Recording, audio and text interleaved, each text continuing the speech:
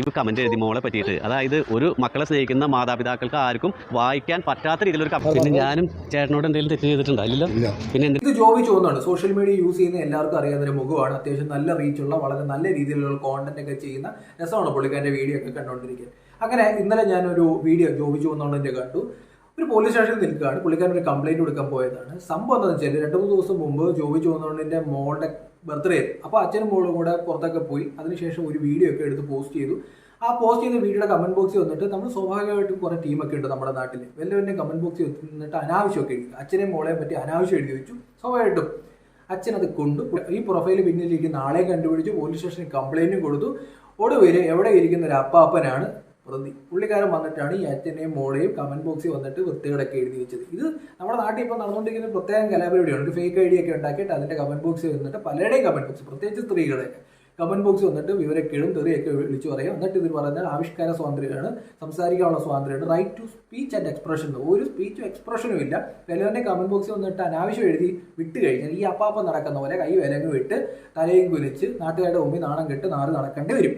സിമ്പിളാണ് കാര്യം. ഇപ്പോൾ സോഷ്യൽ മീഡിയയിൽ കോണ്ടന്റ് ഇടുന്ന അല്ലെന്നുണ്ടെങ്കിൽ അത്യാവശ്യം വെറുതെ ഒരു ഫോട്ടോ ഇട്ടാൽ പോലും ചില ടീമൊക്കെ വന്നിട്ട് അങ്ങ് ചൊറിയാൻ നിൽക്കും. കമന്റ് ബോക്സിൽ വന്നിട്ട് വൃത്തികെട്ട് എഴുതി വെക്കുക. പ്രതിഷേധിക്കും അല്ലെങ്കിൽ അതിന് എതിരഭിപ്രായം എഴുതുന്നതല്ല, വൃത്തികെട്ട് എഴുതി വെക്കുക. പ്രത്യേകിച്ച് സ്ത്രീകളെയൊക്കെ കമന്റ് ബോക്സിൽ അനാവശ്യം എഴുതി വെക്കുക. പലരും വേണ്ട എന്ന് പറഞ്ഞ് വിടുന്നതാണ്. ഇവിടെ നമ്മുടെ നാട്ടിൽ ചില ആൾക്കാരുടെ ഒരു വിചാരം എന്താ വെച്ചാൽ ഒരു ഫേക്ക് ഐഡിയ ഒക്കെ ഉണ്ടാക്കിയിട്ട് വല്ലവരുടെയും കമന്റ് ബോക്സിൽ പോയിട്ട് വല്ല സിനിമാ നടന്റെ ഒക്കെ ഒരു പ്രൊഫൈൽ പിക്ചറൊക്കെ എടുത്തിട്ട് വെറുതെ അങ്ങ് പ്രൊഫൈൽ ലോക്ക് ചെയ്തിട്ട് ഒന്ന് തെറി വിളിക്കും. ഇവരുടെ വിചാരം എന്താ വെച്ചാൽ വേറെ രാജ്യത്ത് വല്ലായിരിക്കും, നമ്മളെ ഒന്നും പിടിക്കൂല പോലീസ് എന്നാണ്. അല്ലെങ്കിൽ നമ്മുടെ നാട്ടിൽ തന്നെ ഇരുന്നുകൊണ്ടാണ് ഈ കലാപരിയൊക്കെ ചെയ്യുന്നത്. വേണമെന്ന് വെച്ച് കഴിഞ്ഞാൽ അറിഞ്ഞൊരുത്തിന് ഇറങ്ങി ഒരു കംപ്ലൈന്റുമായി പോയി കഴിഞ്ഞാൽ നമ്മുടെ കേരളത്തിലെ പോലീസും സൈബർ പോലീസും ഒക്കെ പൊക്കാനുള്ള കേസേ ഉള്ളൂ. മണ്ടന്മാരെ നമ്മൾ മനസ്സിലാക്കേണ്ട ഒരു കാര്യമുണ്ട്. ഒരു ഫോൺ നമ്പർ അല്ലെങ്കിൽ മെയിൽ ഐ ഡി വെച്ചിട്ടാണ് ഇതൊക്കെ തുടങ്ങുന്നത്. പിന്നെ നിങ്ങൾ ഇരിക്കുന്ന ഫോണിന്റെ ലൊക്കേഷനൊക്കെ ട്രാക്ക് ചെയ്യാൻ വലിയ ബുദ്ധിമുട്ടൊന്നുമില്ല. പുതിയ സാങ്കേതിക വിദ്യയുണ്ട്. പോലീസിന് ഇന്ന് പുതിയ ഇൻഫർമേഷൻസ് എടുക്കാനുള്ള സാഹചര്യമുണ്ട്. യൂട്യൂബ് ആയാലും ഫേസ്ബുക്ക് ആയാലും ഇൻസ്റ്റാഗ്രാം ആയാലും പോലീസൊക്കെ ഒരു ആപ്ലിക്കേഷൻ കൊടുത്തു കഴിഞ്ഞാൽ നിങ്ങളുടെ ഫുൾ ഡീറ്റെയിൽസ് അവരെടുത്ത് കൊടുക്കും. ഏത് രാജ്യത്താണ് ഏത് മുറിയിലാണ് ഇരിക്കുന്നതെന്നൊക്കെ വരും അവർക്ക് കൃത്യമായിട്ട് അറിയാൻ പറ്റും. നാട്ടിൽ വരാൻ നേരത്തെ പിടിച്ചകത്തിടും. കുറെ കേസും വഴക്കുമൊക്കെ ആയിട്ട് നടക്കും. നാട്ടുകാരുടെ മുമ്പിൽ തലതാഴ്ത്തി നടക്കേണ്ടി വരും. അത്യാവശ്യം മഹാബോർ കലാപരിപാടിയാണ്.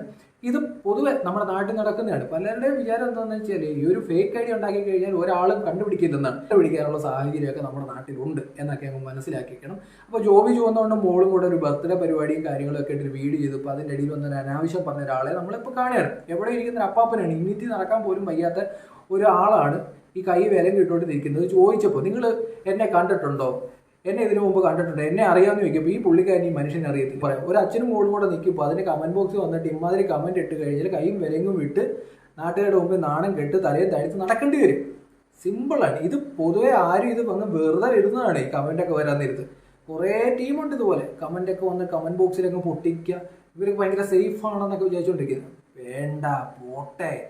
ഇമാതിരി ടീം പേടിച്ചൂറികളാണല്ലോ ഒരു ഫേക്ക് ഐഡിയുടെ പിന്നിലിരിക്കുന്നത് എന്നൊക്കെ പറഞ്ഞ് ഒഴിവാക്കിയിടുന്നത്. ഇന്ന് പോടെ എന്നൊക്കെ പറഞ്ഞ ആൾക്കാർ ഒഴിവാക്കിയിടുന്ന വേണമെന്ന് വെച്ചാൽ പൊക്കാനുള്ള കേസേ ഉള്ളൂ. അവസാനം ഇതുപോലൊക്കെ കയ്യിലെ വിലങ്ങും വെച്ച് തലയും താഴ്ത്തി നാണം കേട്ട് തോർത്ത് തലയിൽ വിട്ട് നടക്കേണ്ടി, നാട്ടിൽ ഇറങ്ങി നടക്കേണ്ടി വരും കേട്ടോ.